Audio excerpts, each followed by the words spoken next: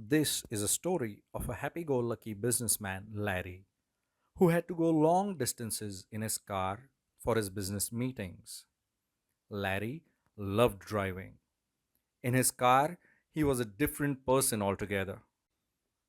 He would whistle, listen to his favorite songs, or play his favorite radio station, enjoy a burger at his favorite store, have a soda, and then drive non stop for miles together.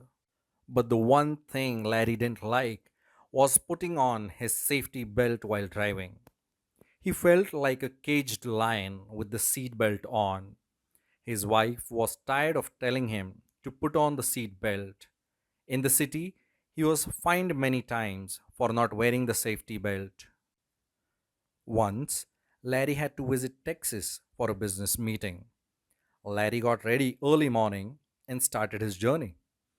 Once out of the city, he took out his safety belt and felt like a free spirit, singing, whistling, and enjoying his favorite radio station.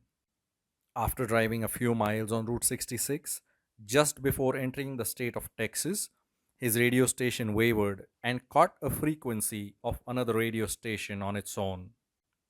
The radio jockey there, in a very deep and commanding voice, said, "To all my dear listeners, especially the ones driving on Route 66 approaching the state of Texas, be alert and cautious as there are rough patches of road ahead which are under repair. So drive slow and definitely put on your safety belts." And the next song on demand, and by the time he could complete, the original radio station started playing. Larry thought to himself, what constant nagging is this about wearing the safety belt? And out of irritation, he put it on anyways to avoid any more tickets. Larry was driving at good speeds. Just after a few miles of driving, Larry saw a rough patch of road ahead, and to avoid it, he steered the car in a hurry. His car flipped 4 or 5 times and halted upside down. A big cloud of smoke rose.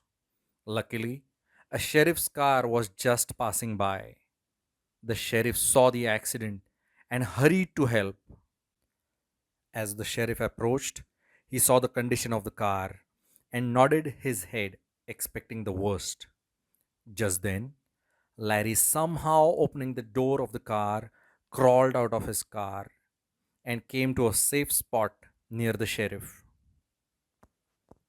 The sheriff, with a surprise on his face, asked, "Are you all right, son?" "Yes," said Larry, dusting his shirt. The sheriff said, "Son, looking at your car, I thought about the worst, but by God's grace, here you are, just with some small bruises." "Yes," said Larry, "by God's grace, I'm fine. I was driving without the safety belt, and just before the accident, God Himself spoke with me on the radio, and He specifically asked me to put on the safety belt." Later on, upon finding, Larry got to know that there was no such radio station which had issued any specific warnings to the travelers on Route 66. Almost certainly, God had just spoken with Larry on the radio and saved him from a big disaster.